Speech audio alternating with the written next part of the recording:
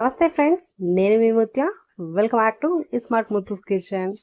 So మీరు first time try చేయాలన్నా, fry చేయాలన్నా, సో ఈ రెసిపీ మీరు ఇంకా చేయకపోతే ఖచ్చితంగా ఒక్కసారి అయితే ట్రై చేయాల్సిన రెసిపీ. సాంబార్లోకైనా, లేదంటే పప్పుచారులోకైనా, లేదంటే రసంలోకైనా, సో సైడ్ డిష్ గా తింటే చాలా అద్భుతంగా ఉంటుందండి. మీరు ఇంతవరకు ట్రై చేయకపోతే ఖచ్చితంగా మన సబ్స్క్రైబర్స్ కి రికమెండెడ్ రెసిపీ అన్నమాట.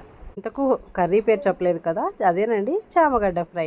ఈ చామగడ్డ ఫ్రై యాక్చువల్ గా మా కొలీగ్ ద్వారా నేను నేర్చుకున్నాను. సో చాలా బాగుంటది. సో అమ్మాయి తెచ్చినప్పుడల్లా అమ్మాయి బాక్స్ అయితే ఖాళీ అయిపోయేది అనమాట. సో అయితే ఇంకా లేట్ చేయకుండా ఈ రెసిపీ ఎలా చేసుకుంటే టేస్టీగా అండ్ ఎమ్మీగా ఉంటుందో చూసేద్దామా మరి. సో లేట్ చేయకుండా రెసిపీలోకి వెళ్ళిపోదాం. Let start. ముందుగా ఈ రెసిపీ కోసం ఇక్కడ వీడియో క్లిప్ లో చూపిస్తున్న విధంగా ఒక చామగడ్డ తీసుకోవాలండి. సో చామగడ్డ మామూలుగా మనకి పీసెస్ గా తక్కువ దొరుకుతాయి, అందుకనే నేను ఫుల్ కందగడ్డ అయితే తీసేసుకున్నాను అనమాట. సో పీసులుగా కట్ చేసి కూడా అమ్ముతారనుకుంటా, అలా అయినా తెచ్చుకోవచ్చు. ఇది మొత్తం 1 kg ఉందన్నమాట. సో పీల్ అవన్నీ తీస్తే ఇంకా కొద్దిగా వెయిట్ అనేది లెస్ అవుతుంది, ఎందుకంటే ఈ తోలు అనేది మందంగా ఉంటది కదా కాబట్టి. సో ఇప్పుడు మనం ఈ కందగడ్డ మునిగేంత వరకు ఒక నీళ్ళలో ముంచేసి ఒక 5 minutes అలా వదిలేస్తే ఈ మట్టి అంతా నీట్ గా శుభ్రం అయిపోతుందండి. శుభ్రం చేసుకున్న తర్వాత ఇలాగ మనమైతే పీల్ తీసుకోవాలి. సో పైన లేయర్స్ మొత్తం ఇలా కట్ చేసుకోవాలన్నమాట.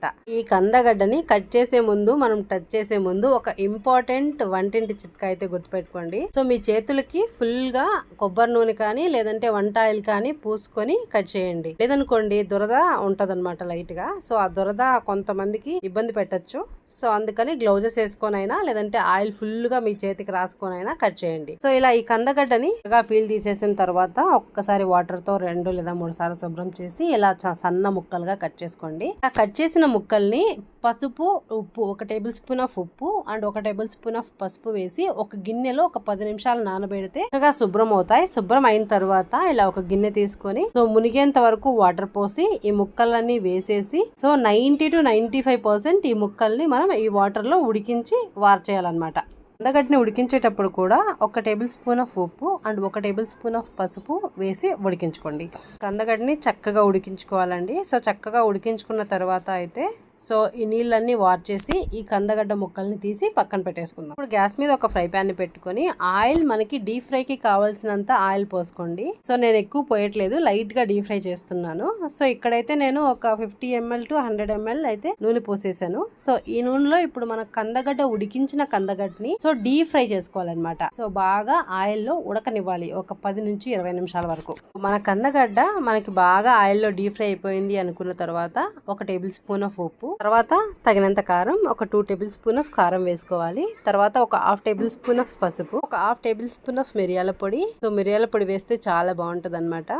సో ఆ స్పైసీగా. సో తర్వాత ఒక 2 టేబుల్ స్పూన్ ఆఫ్ ధనియాల పొడి. సో మీకు కావాలంటే గరం మసాలా బయట దొరుకుతుంది కదా, అది కూడా వేసేసుకోండి 1 టేబుల్ స్పూన్. నేనైతే వేయట్లేదు. సో ఇవన్నీ వేసి చక్కగా ఒక్కసారి మాడిపోకుండా మీడియం ఫ్లేమ్ లో పెట్టుకొని మంటని ఫ్రై చేసుకోండి. కావాలంటే లో ఫ్లేమ్ లో కూడా పెట్టుకోండి, దట్ మీకు అన్ని ఈవెన్ గా చక్కగా ఫ్రై అయిపోతాయి అన్నమాట. సో ఇలా ఒక 2 minutes కలుపుతూనే ఉండాలండి.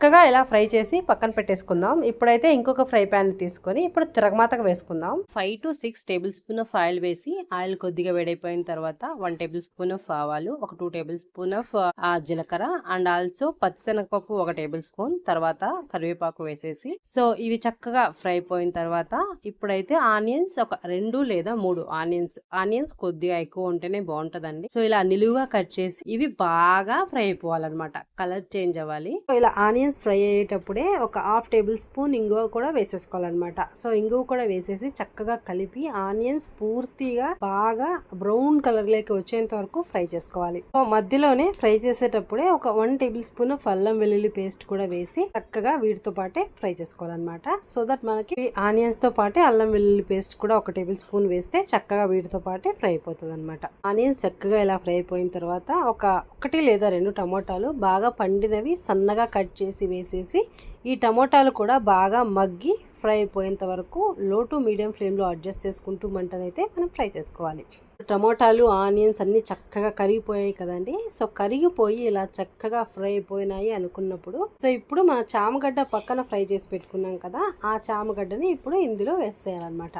వేసేసి రెండు చక్కగా కలిసేంత వరకు ఒక 2 మినిట్స్ బాగా కలిపి ఒక 5 మినిట్స్ లో టు మీడియం ఫ్లేమ్ లో మంటను పెట్టుకొని మళ్ళీ చక్కగా ఒక్కసారి ఫ్రై చేసుకోవాలన్నమాట మీడియం ఫ్లేమ్ లో. 10 నుంచి 15 నిమిషాల తర్వాత అయితే చక్కగా రెండు కలిసేలాగా ఫ్రై చేసుకోవాలండి. ఇంతేనండి, వెరీ సింపుల్ గా మరీ ముఖ్యంగా వెరీ టేస్టీగా ఉండే కందగడ్డ ఫ్రై అయితే రెడీ అయిపోయింది. కందగడ్డ ఫ్రై ఈ స్టైల్లో చేశారంటే చాలా బాగుంటదండి. సో మామూలుగానే కందగడ్డ చేస్తే ఏ కర్రీ అయినా సూపర్ గా ఉండాల్సిందే అన్నమాట. పప్పుచారులోకైనా, రసంలోకైనా, సాంబార్లోకైనా సైడ్ డిష్ గా నంచుకుంటే ఇంకా నెక్స్ట్ లెవెల్. అంతే. మన సబ్స్క్రైబర్స్ ఇంతవరకు కందగడ్డ ట్రై చేయకపోతే ఖచ్చితంగా ట్రై చేసి మీకు ఎలా కుదిరిందో కమెంట్స్లో చెప్పడం మర్చిపోకండి. So thank you so much for watching. Bye. Subscribe for more.